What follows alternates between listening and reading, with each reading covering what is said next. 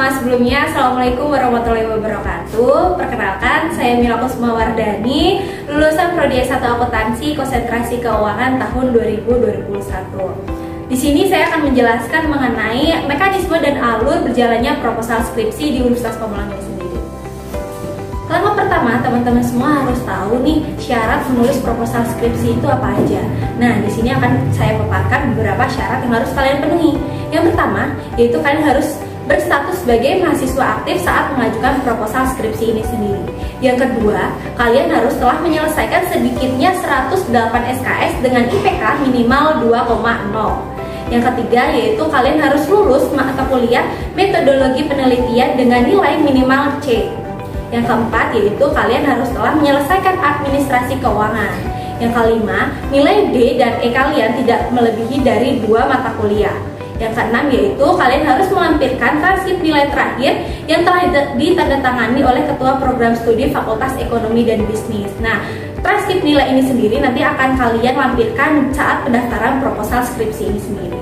Lalu, bagaimana sih alur pendaftaran proposal skripsi ini sendiri?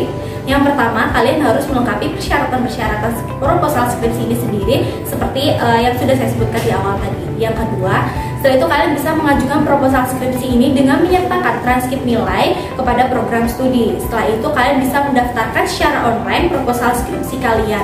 Untuk informasi pendaftaran online ini sendiri biasanya akan dipublish di media sosial Prodi S1 Akuntansi, baik di Instagram maupun di Facebook. Setelah itu, jadwal seminar proposal akan keluar dan kemudian kalian melanjutkan ke seminar proposalnya di hari H tersebut.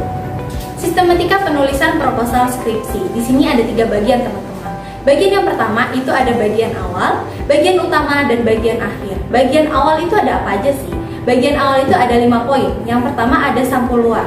Sampul luar ini terdiri dari judul proposal skripsi teman-teman, ada logo Universitas Pamulang, dan ada nama dan NIM kalian, serta ada nama Universitas Pamulang dan kota, yaitu Tangerang Selatan. Yang kedua, itu ada kata pengantar. Kata pengantar ini sendiri berisi mengenai rasa syukur kalian, harapan kalian, skripsi kalian, dan juga harapan kedepannya dari penelitian ini. Setelah itu ada daftar isi, daftar tabel, dan daftar gambar dari seluruh rangkaian proposal skripsi kalian. Setelah itu kita menginjak ke bagian utama. Bagian utama ini ada 3 bab. Bab pertama yaitu ada bab pendahuluan, bab kedua itu ada tinjauan pustaka, dan bab ketiga itu ada metodologi penelitian.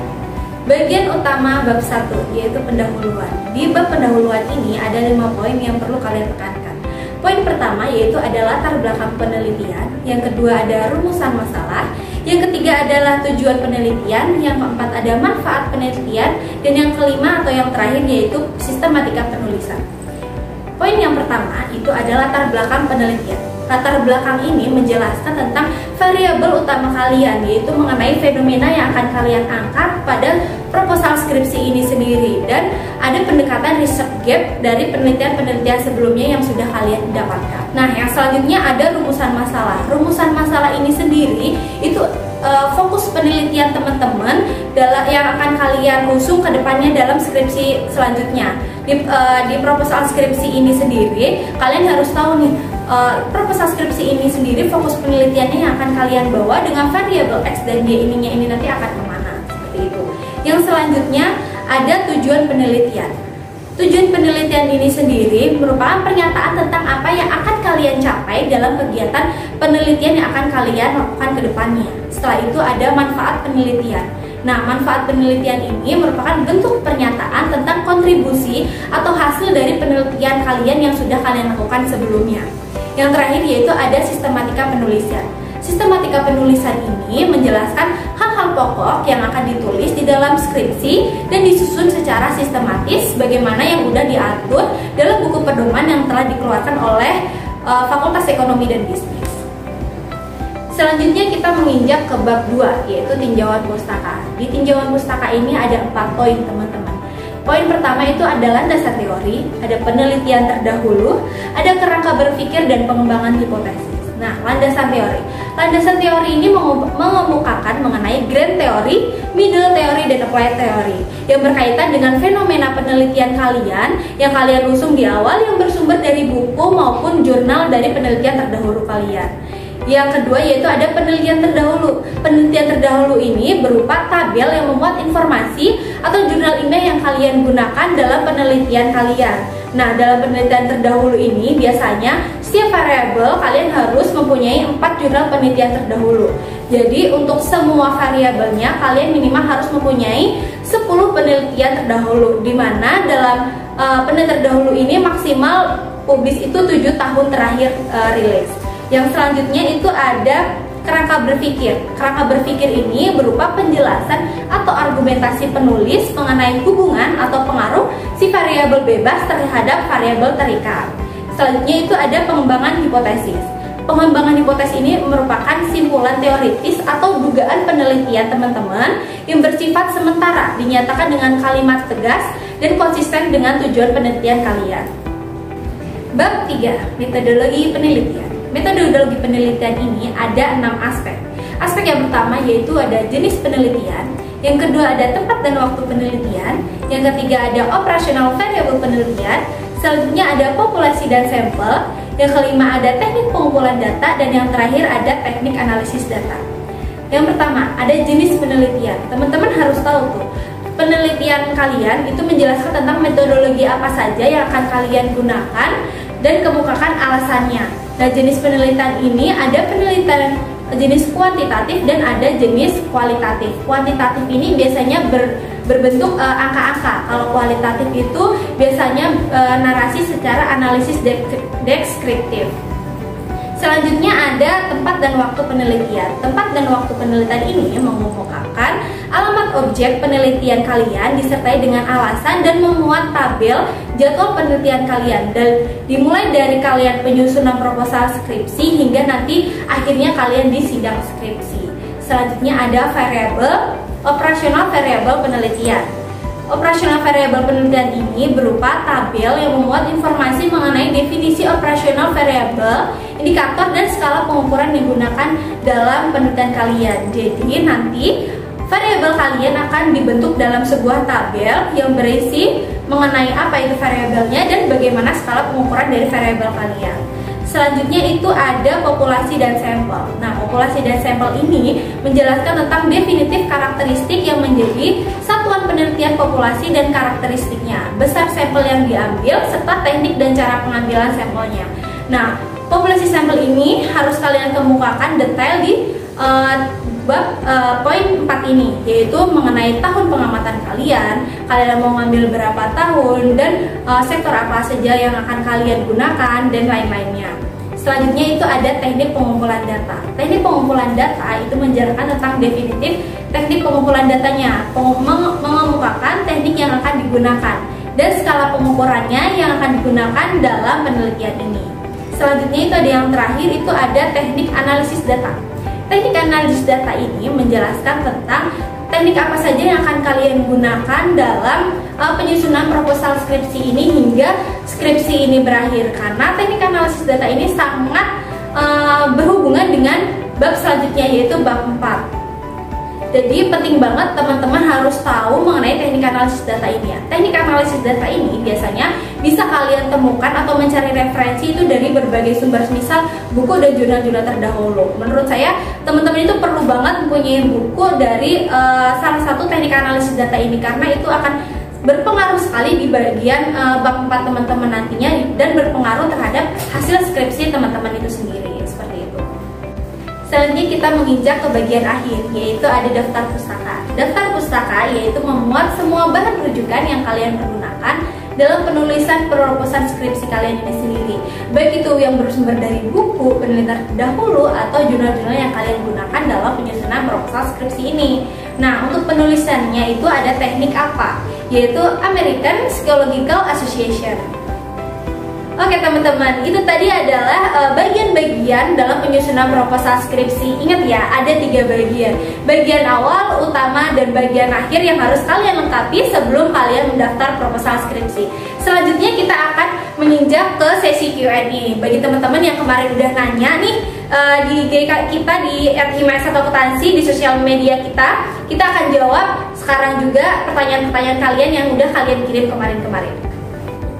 Pertanyaan yang pertama ini ada dari Lailatul_Badriyah. apakah boleh sempro dulu baru revisi KRS? Terus ngaruh nggak sama nilainya? Nah, kalau dari pertanyaan ini sebenarnya teman-teman lihat lagi nih dari persyaratan kalian pendaftaran proposal skripsi ini sendiri atau sempro. Selagi nilai kalian atau IPK kalian itu tidak kurang dari 2,0 dan untuk nilai kalian D dan E-nya itu tidak melebihi dari 2 mata kuliah, kalian nggak perlu revisi dulu. Kalian bisa langsung aja daftar sempro. Setelah itu kalian bisa revisi nilai kalian yang ada D atau E-nya itu maupun C. Nah, kalau nilai kalian tidak mencukupi dari persyaratan itu, misal di bawah 2,0 atau nilai kalian D dan E-nya itu melebihi dari 2 mata kuliah, ya tentu kalian harus melakukan revisi terlebih dahulu mata kuliah kalian, seperti itu. Yang kedua nih, ada pertanyaan dari ISMR LHPSR. Astagfirullah, susah banget. Kak, kalau judulnya disuruh ulang, apakah harus sempro ulang? Nah, di sini biasanya setelah sempro itu ada yang namanya revisi sempro, yaitu jangka waktu kalian untuk memperbaiki proposal skripsi kalian. Di sini juga salah satu kasusnya mungkin kalau teman-teman disuruh ganti judul kalian, berarti kalian harus mengubah dari bab 1 sampai bab 3 kalian. Nah, perlu sempro ulang atau enggak itu tergantung kalian juga. Kalau kalian dalam tenggang waktu yang diberikan oleh dosen penyeminar kalian bisa memperbaiki judul kalian dari bab 1 dan bab 3-nya, kalian tidak perlu sempro ulang, seperti itu. Yang selanjutnya ada pertanyaan dari Princess_Safira11. Apakah judul penelitian harus segitu panjangnya? Aduh, kayaknya dia melihat judul skripsi seberapa sih panjangnya, semester kali ya. Sebenarnya untuk judul penelitian itu nggak harus panjang teman-teman, asal penelitian kalian itu memang mempunyai keunikan sendiri atau belum banyak dibahas oleh mahasiswa-mahasiswa lain yang udah publish di Unpam ini sendiri. Kalau kalian mau menggunakannya variabel baru yang memang bener-bener nih masih sedikit banget yang orang-orang teliti di kampus ini sendiri, di kampus Unpam, itu boleh banget tuh kalian tidak perlu menggunakan beberapa variabel, misal harus 3 atau 4 variabel dan ditambahin dengan variabel tambahan, moderasi atau variabel Z, itu nggak perlu sih. Yang penting penelitian kalian itu memang penelitian baru atau belum diteliti oleh orang lain, seperti itu. Selanjutnya ada pertanyaan dari Sri WN9. Alur awal persiapan skripsi sampai sidang itu apa aja? Sama syarat skripsi tahun ini apa aja yang harus ada? Nah, untuk alur persiapan skripsi sampai sidang itu tentunya dan kita bahas dari proposal skripsi ini sendiri ya teman-teman. Kalian harus punya fenomena yang akan kalian angkat dan kalian harus udah tahu benang merah dari penelitian kalian. Setelah itu kalian bisa pendaftaran proposal skripsi. Setelah pendaftaran proposal skripsi, kalian nanti ada administrasi keuangan yang harus kalian penuhi untuk mendapatkan dosen pembimbing. Setelah itu kalian akan melaksanakan proses bimbingan. Proses bimbingan ini sendiri tidak tentu waktunya, tergantung kalian semangat atau tidaknya, rajin atau tidaknya mengerjakan skripsi ini. Semakin kalian rajin, semakin cepat kalian menyelesaikan skripsi ini. Setelah proses bimbingan ini selesai, kalian baru bisa mendaftar sidang skripsi. Nah, untuk syarat skripsi ini sendiri sebenarnya sama ya teman-teman. Kalian gimana caranya untuk skripsi itu harus berstatus sebagai mahasiswa aktif. Kemudian kalian juga harus menyelesaikan administrasi keuangan yang sudah saya sebutkan tadi untuk mendapatkan dosen pembimbing. Barulah kalian bisa menyelesaikan skripsi ini sendiri hingga akhirnya nanti kalian bisa melakukan proses sidang skripsi. Nah, untuk syarat-syarat sidang skripsi ini sendiri, biasanya prodi ini sendiri akan merilis atau biasanya itu di-share di media sosial prodi, yaitu ada di Instagram maupun Facebooknya. Kalian bisa lihat di media sosial Prodi S1 Akuntansi ini sendiri. Biasanya setiap ada pendaftaran, baik itu jadwal, alur atau mekanisme dan syarat-syarat sidang skripsi itu selalu terupdate di media sosial prodi maupun IG dari Hima S1 Akuntansi. Jadi kepoin aja dan jangan lupa di follow. Kemudian ada pertanyaan dari Dodi_Irawan25. Apakah terdapat nilai E lebih dari 3? Apakah bisa ikut seminar skripsi atau sempro ya? Nah, ini sama kayak pertanyaan di awal ya mungkin ya. Jadi kita lihat lagi nih, boleh atau tidaknya itu kita kita harus lihat dari persyaratan ketika kita akan mendaftar proposal skripsi. Di persyaratan tertera bahwa nilai E dan D dan E itu tidak melebihi dari 2 mata kuliah. Artinya jika kalian punya nilai E lebih dari 3, kalian belum bisa daftar proposal skripsi dan harus melaksanakan atau mendaftar revisi KRS terlebih dahulu, teman-teman. Selanjutnya ada pertanyaan dari Arve Nioroli. Bagaimana cara menentukan judul untuk proposal skripsi? Nah, ini menarik sih, teman-teman.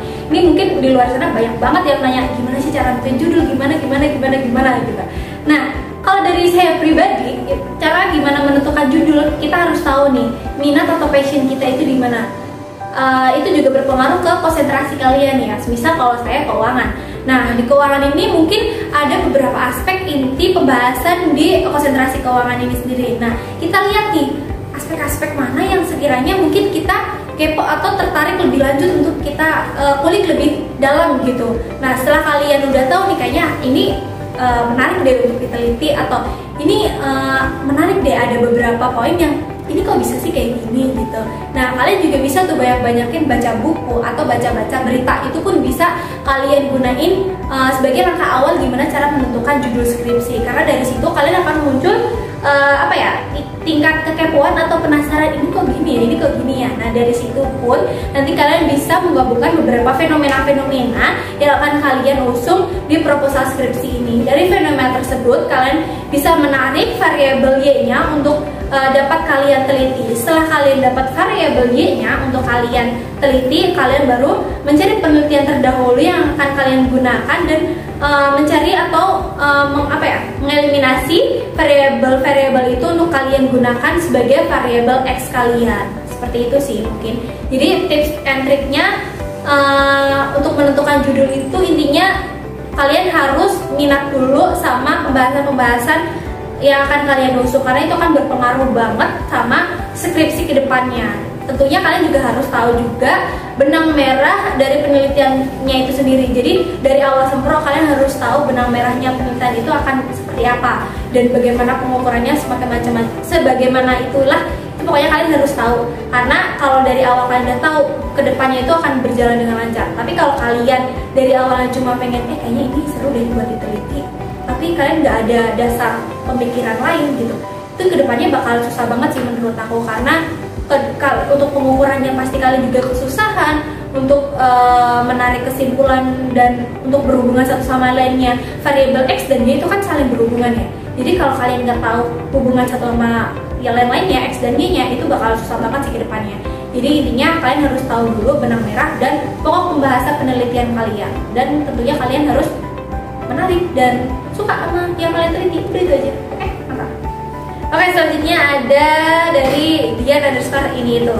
Kayak gimana ya, aku udah semester 8 mau 9, belum sempro juga, mohon pencerahannya dong kak. Aduh, mencari pencerahan saya salah deh kayaknya. Nggak bercanda teman-teman. Ini buat semester 8 atau 9 nih, aku kasih tahu ya. Sebenarnya kalian itu masalah terberatnya itu cuma satu, melawan rasa malas kalian.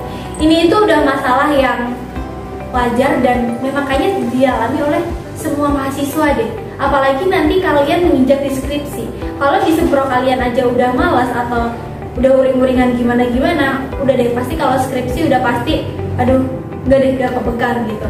Intinya kalau kalian udah semester 8 atau 9, kalian harus giat.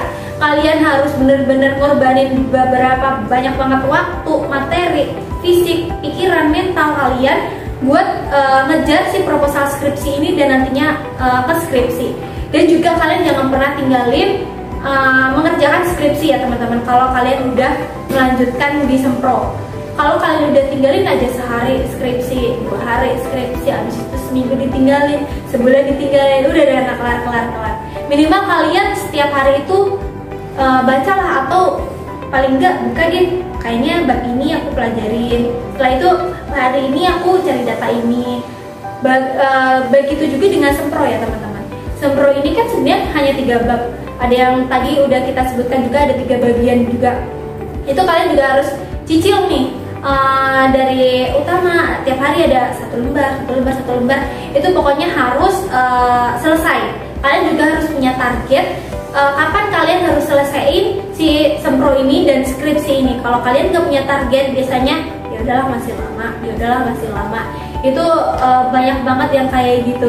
Dan juga buat teman-teman nih yang udah di 8, 9 atau amit-amit yang 10 gitu. Pokoknya jangan malu ya teman-teman buat untuk memulai sempro. Banyak banget juga teman-teman yang kayak aduh 9 nih gue baru sempro, malu banget kalau sempro gitu kan. Teman-teman jangan pernah berpikiran seperti itu. Lebih baik dimulai dari sekarang daripada nanti-nanti dan endingnya nggak kelar gitu. Apa kalian gak mau basir? Udah kalian dari semester 1 hingga 8, 9 udah gitu kalian kelar gitu aja. Lebih baik kalian makan itu malu-malu itu tapi kalian bisa kelar meskipun gak tepat waktu ya nggak apa-apa, tapi endingnya kalian bisa tanggung jawab atas diri kalian sendiri dengan menyelesaikan si skripsi kalian gitu. Intinya semangat, pokoknya jangan tinggalin skripsi dan proposal itu. Intinya kerjain tiap hari minimal 1 lembar. Udah gitu aja sih pokoknya tips dan semangat. Dan untuk pertanyaan terakhir ini ada dari Nina Aini. Kak, boleh gak sih untuk skripsi pengambilan sumbernya dari web? Nah ini juga menarik ya teman-teman. Dari web itu boleh atau enggak simpang siur juga. Sebenarnya untuk penulisan skripsi ini sendiri yang bersumber dari web itu ada beberapa aspek yang tidak boleh dan beberapa aspek ya boleh-boleh aja kalian mengambil dari web. Contohnya kayak gimana? Nah untuk yang nggak boleh kita mengambil dari web itu semacam landasan teori. Landasan teori ini yang kalian gunakan itu harus valid ya teman-teman sumbernya. Jadi mayoritas untuk penggunaan landasan teori ini sendiri kalian harus menggunakan dari buku maupun jurnal-jurnal ilmiah. Untuk yang bolehnya itu seperti apa Kak kalau kita menggunakan web? Nah biasanya seperti yang udah saya sebutkan tadi, untuk pemilihan jurnal kalian bisa mengambil dari web itu terkait fenomena, untuk menguatkan fenomena teman-teman. Jadi kalian bisa baca-baca berita.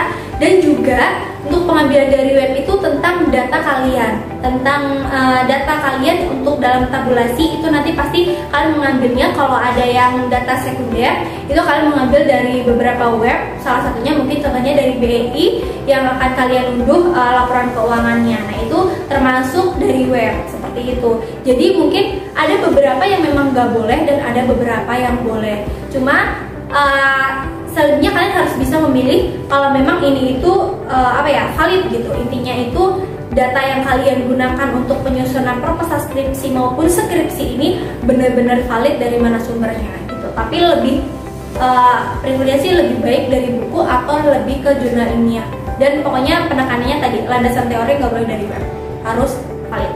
Oke, jadi harus punya banyak referensi dari buku dan jurnal-jurnal ilmiah untuk penelitian terdahulu kalian. Seperti itu. Oke teman-teman, itu tadi pembahasan kita mengenai alur, persyaratan, dan bagaimana penyusunan proposal skripsi ini. Bagian-bagian dari proposal skripsi kita juga udah menjawab pertanyaan Q&A yang kita sebar di media sosial kita. Selebihnya kalau teman-teman masih ada yang ingin ditanyakan nih terkait proposal skripsi maupun skripsinya nanti seperti apa, teman-teman bisa aja langsung tanyakan di kolom komentar di bawah. Nanti insya Allah akan tetap kami jawab di kolom komentar tersebut. Dan jangan lupa untuk di like, komen yang banyak, dan jangan lupa juga di subscribe. Dan pokoknya di share juga ke teman-teman kalian agar konten ini bermanfaat juga untuk kalian dan untuk semua orang. Mungkin itu aja yang bisa saya sampaikan. Kurang lebihnya mohon maaf juga apabila ada kesalahan-kesalahan kata yang saya ucapkan. Sekian dari saya, terima kasih atas partisipasinya. Wassalamualaikum warahmatullahi wabarakatuh. Bye bye.